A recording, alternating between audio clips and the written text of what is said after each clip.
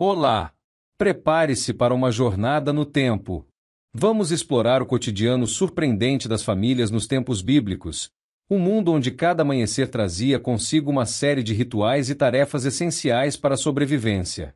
Você está pronto para descobrir os segredos da vida diária que moldaram uma das civilizações mais fascinantes da história?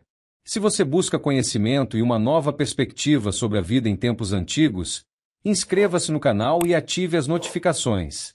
Sendo assim, você não perde nenhum detalhe dessa viagem incrível. No alvorecer, antes mesmo que os primeiros raios de sol pintassem o horizonte, a maioria das pessoas já estava de pé.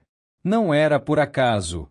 Cada minuto de luz do dia era precioso, um presente a ser aproveitado ao máximo antes que o calor sufocante do verão convidasse a sesta. Imagine só. Abraão, por exemplo, madrugava para cumprir uma ordem divina, e até mesmo Moisés se levantava cedo para encontrar o Criador no Monte Sinai. Mesmo que a tentação de ficar na cama fosse grande, o tamanho das casas tornava isso quase impossível, pois todos dormiam juntos na plataforma. Quem se levantasse acabava perturbando os outros. Era um cenário de comunidade forçada, onde o ritmo de um afetava o de todos. O desjejum, uma refeição informal, era consumido algum tempo depois de se levantar. Um pedaço de pão, talvez com azeitonas, queijo ou frutas secas, já era o suficiente para começar o dia.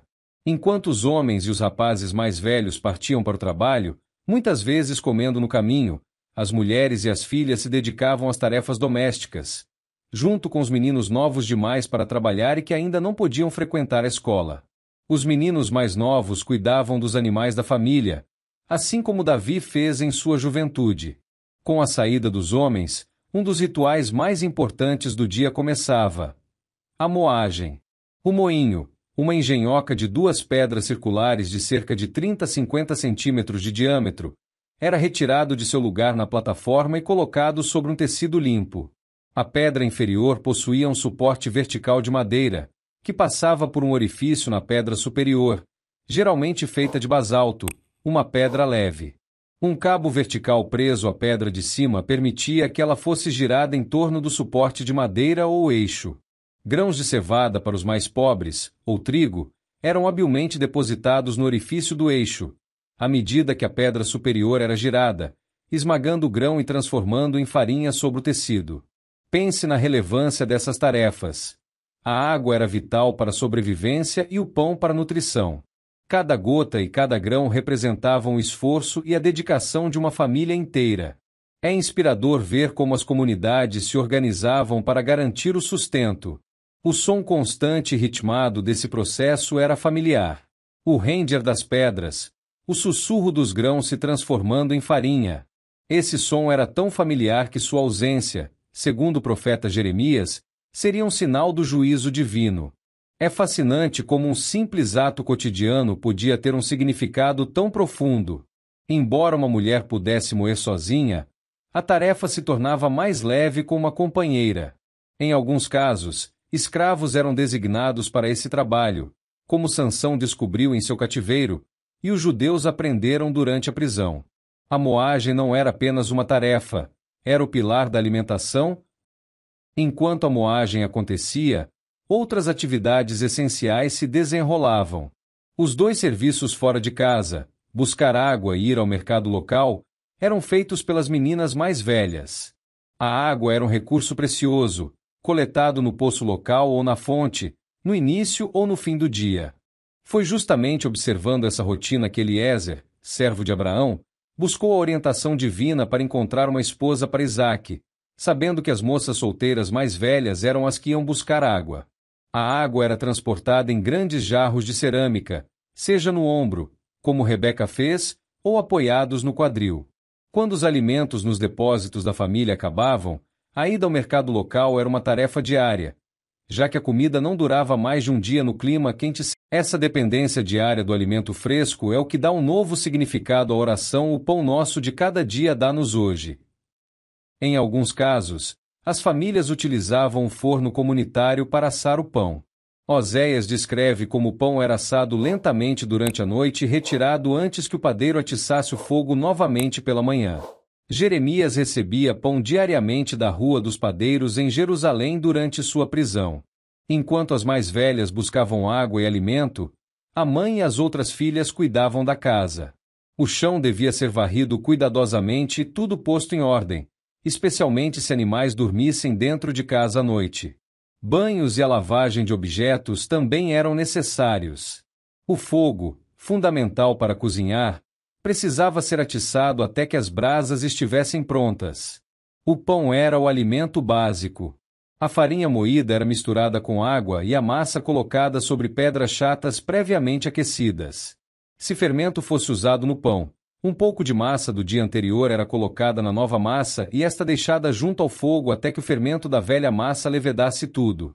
O pão era então colocado no forno para assar. Existiam diversos métodos de assar pão com os fornos primitivos. Uma forma era colocar um prato de louça de barro invertido sobre o fogo e dispor os pães sobre a superfície convexa. Outra tinha a forma de um cone cortado, com uma abertura no fundo para o fogo entrar. Os pães eram fixados no interior do cone. Somente no período dos romanos é que foi inventado um forno de cerâmica em que a parte da fornalha era separada da área onde se cozinhava, possibilitando a fabricação de pães mais espessos. De fato, um receptáculo de cerâmica ou até uma cova feita na terra, que pudesse levar calor à massa, podia ser utilizado como forno.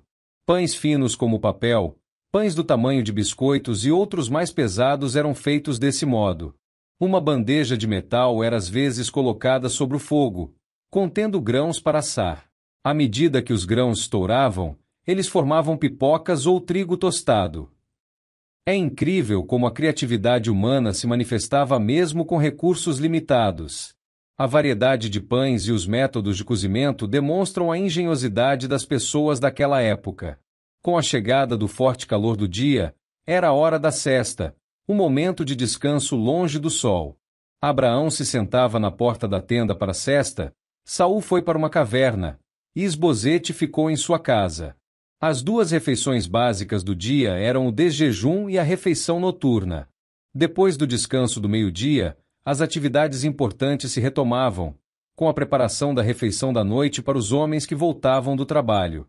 Essa geralmente consistia de vegetais ou de um cozido de lentilhas, que era retirado de uma vasilha comum, usando um pedaço de pão fino. Em ocasiões especiais, como uma festa ou quando um sacrifício tinha sido feito, era acrescentada carne ao cozido. Na Páscoa a carne era assada. O sangue tinha de ser escorrido da carne e posteriormente foi proibido servir carne com laticínios. Havia também leis estritas sobre qual a carne que podia ou não ser comida. A refeição terminava com frutas frescas ou secas. Outra habilidade crucial para as mulheres era fiar e tecer para fazer roupas para a família e para vender. A mulher ideal em Provérbios 31 é descrita como alguém que procura lã e linho e trabalha diligentemente com as mãos. Ela fia, tece e faz roupas, faz tapetes e cobertas para casa e vende o excesso no mercado. Enquanto realizava essas tarefas, ela conversava com outras mulheres e com seus filhos. A higiene também era importante, e as pessoas precisavam se banhar em alguma hora do dia. Embora casas ricas tivessem banheiras, a casa pequena comum dificilmente tinha facilidades para o banho. O mais usado era um recipiente raso de cerâmica com um sulco no meio para os pés. O banho completo era tomado numa fonte ou no rio. Até a filha do faraó se banhava no rio, e o profeta Eliseu parece ter se referido a essa prática quando mandou Naamã tomar banho no rio. Com o fim da refeição e a chegada da noite, as pessoas se recolhiam cedo para dormir, garantindo que estariam prontas para se levantar com o sol na manhã seguinte. A vida era um ciclo constante de trabalho, comunidade e fé. Era trabalho da mulher transportar a água, por isso um homem fazendo o mesmo seria imediatamente notado. Portanto, Jesus usou esse meio para ajudar Pedro e João a encontrarem o aposento onde a última ceia seria preparada. A vida doméstica nos tempos bíblicos era um testemunho de resiliência, engenhosidade e profunda conexão com a natureza e o divino. Cada tarefa, desde a moagem do grão até a busca pela água, era uma peça vital no intrincado mosaico da sobrevivência e da comunidade. As mulheres, em particular, desempenhavam um papel central, sustentando seus lares e suas famílias com dedicação incansável. O som do moinho, o cheiro do pão assando, o burburinho das conversas no poço. Todos esses elementos formavam a melodia de uma vida que, embora distante no tempo, nos ensina muito sobre adaptabilidade, trabalho duro e a importância da família e da fé. Se você gostou de desvendar os mistérios da vida nos tempos bíblicos, deixe seu like, compartilhe este vídeo com seus amigos e comente abaixo qual aspecto dessa rotina mais te surpreendeu. Até a próxima jornada no tempo.